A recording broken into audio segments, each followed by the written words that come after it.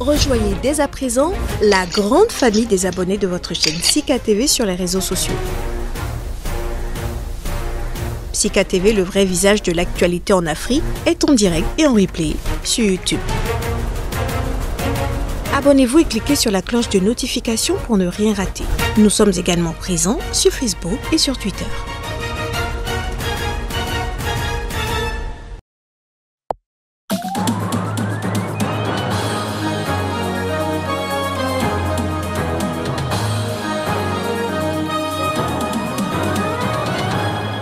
L'ancienne porte-parole du président sud-africain serait mêlée à une corruption dans l'attribution de contrats Covid-19.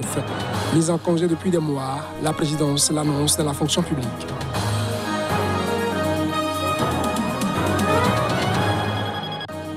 En Afrique du Sud, l'ancien ministre de la Santé, accusé de détournement dans un dossier de fonds alloués à la lutte contre le nouveau coronavirus, clame son innocence. Et Teni Longondo souhaite être libéré.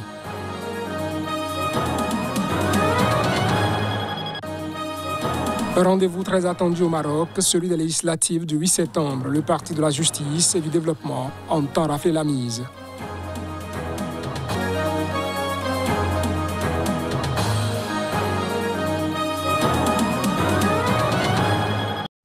Mesdames, Messieurs, bonsoir. C'est un plaisir de vous retrouver à ce journal. L'ancienne porte-parole du président sud-africain Cyril Ramaphosa, soupçonnée de corruption dans l'attribution de contrats liés à la pandémie de la Covid-19, va être mutée à un autre poste de la fonction publique. Et c'est ce qu'a indiqué la présidence ce mardi. Elle était mise en congé depuis juillet 2020. Suivant. Kusela Diko, ex-porte-parole du président sud-africain Cyril Ramaphosa, faisait l'objet d'une enquête après des révélations dans la presse selon lesquelles une société appartenant à son défunt mari avait obtenu de manière irrégulière un contrat pour la fourniture d'équipements de protection aux hôpitaux en pleine pandémie de Covid-19. Mardi, la présidence sud-africaine a déclaré avoir finalisé une procédure disciplinaire à son encontre pour avoir omis de divulguer ses intérêts dans certaines entreprises. Les accusations contre l'ex-porte-parole et son mari ont été les premières d'une série de scandales liés à la pandémie de coronavirus qui ont éclaté en Afrique du Sud l'année dernière. L'indignation générale suscitée par ces révélations a poussé le président Ramaphosa à redoubler d'efforts dans sa lutte contre la corruption qui gangrène le pays, l'une de ses principales promesses électorales. Diko, qui est actuellement en congé maternité, était marié à un chef du royaume Amabaka, Mazikane II, Tandi Zizwe Diko. Il a succombé à une courte maladie en février dernier. En République démocratique du Congo, l'ancien ministre de la Santé, Teni Longondo, en détention provisoire pour un présumé détournement de fonds alloués à la lutte contre la Covid-19, a sollicité ce mardi sa libération. Il a également clamé son innocence. Ancien ministre de la Santé du président Félix Tshisekedi jusqu'à avril 2021, Teni Longondo a été placé vendredi dernier sous mandat d'arrêt provisoire à Makala, la grande prison de Kinshasa, pour un présumé détournement des fonds alloués à la lutte contre la pandémie de coronavirus. Alors qu'il comparaît ce mardi après-midi en chambre de conseil devant le tribunal de grande instance de Kinshasa-Gombe, il a sollicité sa mise en liberté provisoire. L'affaire a été mise en délibéré, a indiqué maître Auguste Pouloussi-Eka, un des avocats de l'ancien ministre. Notre client a clamé son innocence. Nous avons présenté les pièces justificatives que réclamaient les juges et il n'y a pas d'indice sérieux de culpabilité à l'encontre des Teni, a-t-il estimé. En août 2020, l'inspection générale des finances avait soupçonné Teni Longondo d'avoir détourné plus de 7 millions de dollars destinés à la lutte contre la pandémie de Covid-19 en République démocratique du Congo, dont la gestion est caractérisée selon elle par l'absence des pièces justificatives probantes des dépenses effectuées. L'ancien ministre a toujours nié avoir détourné cet argent, arguant que ces pièces étaient en plein processus de vérification par ses services au moment du contrôle. En République démocratique du Congo, la Chambre du Conseil statue sur la détention. La loi prévoit que dans les 5 jours, toute personne détenue sous un mandat d'arrêt provisoire soit présentée devant un juge compétent pour statuer sur sa détention préventive. Une clôture des caméras de surveillance. Diverses mesures sont envisagées par les autorités congolaises pour tenter de stopper enfin l'exploitation clandestine par des creuseurs artisanaux de l'ancienne mine d'uranium de Chinkolobwe dans le sud-est de la RDC. L'information a filtré mardi de sources officielles locales. Les détails. C'est de cette mine, à 150 km au nord de Lubumbashi, qu'avait été extrait l'uranium ayant servi à la fabrication des premières bombes atomiques larguées en 1945 sur Hiroshima et Nagasaki. Appartenant à la société étatique Gécamine, Générale des carrières et des mines, elle est officiellement fermée depuis 1960 et la dernière ordonnance présidentielle en date confirmant cette fermeture remonte à 2004. Mais l'exploitation clandestine de la mine continue et nous en avons informé les autorités en juin dernier, a déclaré par téléphone Paul Kisimba, militant des droits de l'homme et de la société civile de Likasi, ville située à 30 km de la mine. Tous les services de sécurité commis à la surveillance de ce site minier ont failli à leur mission, accuse-t-il, que ce soit les éléments des forces armées, de la police et même les gardes industriels de la Gécamine censés faire respecter la mesure. Selon lui, ils sont eux-mêmes les premiers à faire entrer nuitamment les creuseurs artisanaux moyennant un paiement, justifiant cela par manque de ration, les autorités ne les ravitaillant pas régulièrement. À la suite de cette nouvelle alerte de la société civile, les autorités locales se sont réunies la semaine dernière pour décider des mesures à prendre et une délégation conduite par le ministre provincial des mines du Haut-Katanga s'est rendue sur place lundi. Nous sommes ici pour commencer les études, voir sur combien de superficie sera construite la clôture pour empêcher l'exploitation clandestine, a-t-il déclaré à la presse. Outre la construction de cette clôture, il est également prévu l'installation de plusieurs caméras de surveillance et le renforcement des effectifs des agents de sécurité. La région est riche en cuivre et cobalt, mais aussi en uranium, que l'on retrouve généralement en faible quantité dans les pierres brutes extraites des carrières cuprifères. Plus de 7000 écoles ont été endommagées par le conflit dans le nord de l'Éthiopie. C'est ce qu'a annoncé le ministre de l'Éducation, qui estime que 1,42 million d'élèves ne pourront suivre les cours dans les régions du Tigré, de l'Amhara et de l'Afar. Le nord de l'Éthiopie est plongé dans les combats depuis novembre, lorsque le Premier ministre Abiy Ahmed a envoyé l'armée au Tigré pour destituer les autorités locales dissidentes issues du Front de libération du peuple du Tigré, le TPLF.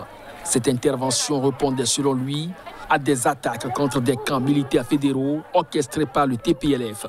Le prix Nobel de paix 2019 avait promis une victoire rapide, mais le conflit s'est enlisé et fin juin, les forces pro-TPLF ont repris le contrôle de l'essentiel de la région, puis poursuivi leur offensive dans les régions voisines de l'Amhara et de l'Afar.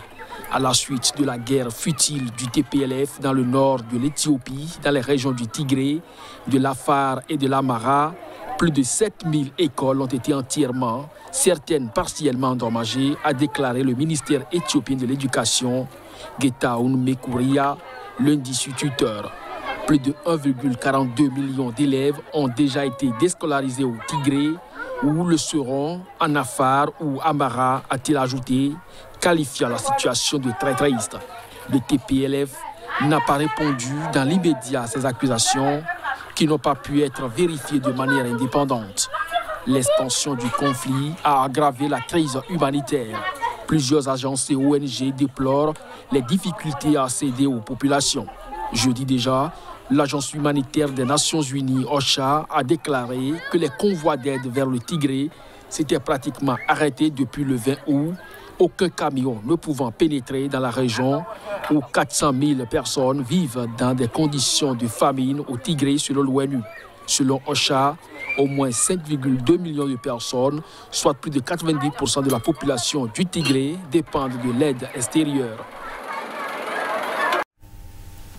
La ministre libyenne des Affaires étrangères n'a pas écarté mardi la possibilité d'un report des élections générales prévues en décembre. Une éventualité seulement si le Parlement tardait à entériner la loi électorale. Reportage. La Libye tente de s'extraire d'une décennie de violence et de lutte au pouvoir. Après un accord sur le cessez-le-feu entre autorités rivales, conclu en octobre 2020, un gouvernement unifié transitoire a été installé sous la houlette de l'ONU début 2021 pour mener le pays à des élections législatives et présidentielles annoncées pour le 24 décembre. La ministre libyenne des Affaires étrangères a, à l'issue d'une réunion des pays du voisinage de la Libye, tenue en Algérie, affirmait ne pas pouvoir répondre à la question de savoir si les élections vont être repoussées ou pas, parce que tout est mis en place pour qu'elles se tiennent à la date fixée. Nous attendons encore que le Parlement valide la loi électorale pour la tenue des élections. Ceci peut entraver ou retarder le scrutin, a-t-elle ajouté. Selon la ministre, une réunion consultative des pays voisins et des États amis de la Libye devrait se tenir fin septembre ou début octobre pour parler du volet sécuritaire. Il faut que le pays soit stable pour que l'on puisse organiser des élections, a-t-elle conclu. L'émissaire de l'ONU pour la Libye, présent à la réunion d'Alger, a incité les dirigeants libyens à ne pas perdre de temps et à finaliser le cadre constitutionnel qui va permettre d'organiser ces élections. Malgré l'arrêt des combats en 2020 et la conclusion d'une trêve, suivie de mois de négociations, pour trouver une solution au conflit, les divisions ont rapidement refait surface et la tenue des élections devient de plus en plus hypothétique, en l'absence d'un cadre constitutionnel censé les régir. Le Maroc se prépare aux élections législatives et locales du 8 septembre. Un scrutin avec un enjeu limité par la faible marge de décision des élus, mais dont dépendra l'avenir des partis islamistes. Suivons ensemble. Le Parti de la justice et du développement, parti islamiste modéré au Maroc, fait le pari de remporter les législatives pour la 3e fois depuis son arrivée aux affaires en 2011, sans détenir les ministères clés dans le contexte du printemps arabe. Au Royaume, les décisions et les orientations majeures dans les secteurs clés continuent d'émaner d'initiatives du roi Mohamed VI. Les rivaux du PJD, y compris les partis ayant pris part à la coalition gouvernementale ces dernières années, espèrent quant à eux tourner la page des islamistes. Mais la compétition se déroule sans polarisation claire. En l'absence de sondage d'opinion en période électorale au Maroc, une étude sur l'indice de confiance publiée en février par l'Institut marocain d'analyse des politiques indique que 64% des Marocains sondés n'ont pas l'intention de participer aux élections. 98% d'entre eux ne sont pas militants. Historiquement et durant des décennies, la séparation des pouvoirs et le rôle du monarque dans l'arène politique étaient au cœur d'un bras de fer entre le palais et les partis d'opposition, la gauche en particulier. En 2011, dans le sillage du printemps arabe, le Maroc avait adopté une nouvelle constitution accordant de larges prérogatives au Parlement et au gouvernement plus proche des standards de la monarchie parlementaire tout en consacrant un rôle central pour le roi. Dans les faits, les grandes décisions dans les domaines stratégiques comme l'agriculture, les énergies ou encore l'industrie émanent d'initiatives royales, indépendamment des changements au sein de l'exécutif. Et ça va être tout pour ce journal. Merci de l'avoir suivi, mesdames, messieurs.